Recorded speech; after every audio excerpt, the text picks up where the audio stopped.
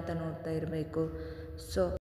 So husband ಆದರೂ ಅವ್ರಿಗೆ ಹೇಳ್ತಾ ಇರಬೇಕು, ಚಿಂತೆ ಮಾಡಬೇಡ, ನಾನು ನಿನ್ನ ಜೊತೆ ಇದ್ದೀನಿ, ಯಾವಾಗಲೂ ಸ್ಟ್ರಾಂಗ್ ಆಗಿರು, ನೀನು ಸ್ಟ್ರಾಂಗ್ ಆಗಿದ್ದರೆ ನಾವಿಬ್ಬರು ಚೆನ್ನಾಗಿರೋಕ್ಕಾಗುತ್ತೆ, ಇಟ್ಸ್ ಓಕೆ, ನಾನು ನಿನ್ಗೆ ಹೆಲ್ಪ್ ಮಾಡ್ತೀನಿ ಸ್ಟ್ರಾಂಗ್ ಇರೋಕ್ಕೆ ಅಂತ ಈ ಥರ ಅವ್ರಿಗೆ ನಾವು ಧೈರ್ಯ ಕೊಡುವಂಥ ಮಾತುಗಳಾಡಬೇಕು. ಅದು ಬಿಟ್ಟು ಸೊ ಏನೂ ಆಗೋಲ್ಲ, ನಾನು ಸ್ವಲ್ಪ ಕೆಲಸ ಇದೆ ಹೋಗಿ ಬರ್ತೀನಿ, ಇದು ಕಾಮನ್ ಇದೆ, ಇಷ್ಟಕ್ಕೆ ಯಾಕೆ ಇಷ್ಟು ವರಿ ಮಾಡ್ತಿ, ಬೇಗ ಬಂದುಬಿಡ್ತೀನಿ, ಇದೊಂಥರ ಮೂಡ್ ಸ್ವಿಂಗ್ಸ, ಇಷ್ಟಕ್ಕೆಲ್ಲ ಭಯ ಪಡ್ತಾರಾ, ಇದೆಲ್ಲ ಕಾಮನ್ ಅಂತ ಈ ಥರ ಅನ್ನೋಕ್ಕೆ ಹೋಗಬಾರ್ದು. ಅವ್ರಿಗೆ ಇನ್ನೊಂದಿಷ್ಟು ಕುಗ್ಗಿ ಹೋಗ್ತಾರೆ, ಇನ್ನೊಂದಿಷ್ಟು ನೆಗೆಟಿವ್ ಥಾಟ್ಸ್ ಬರುತ್ತೆ, ನಮ್ಮ ಜೊತೆಗೇ ಇರಲ್ಲಲ್ಲಪ್ಪ ಅಂತ ಈ ಥರ ಎಲ್ಲ ವಿಚಾರ ಮಾಡ್ತಾರೆ.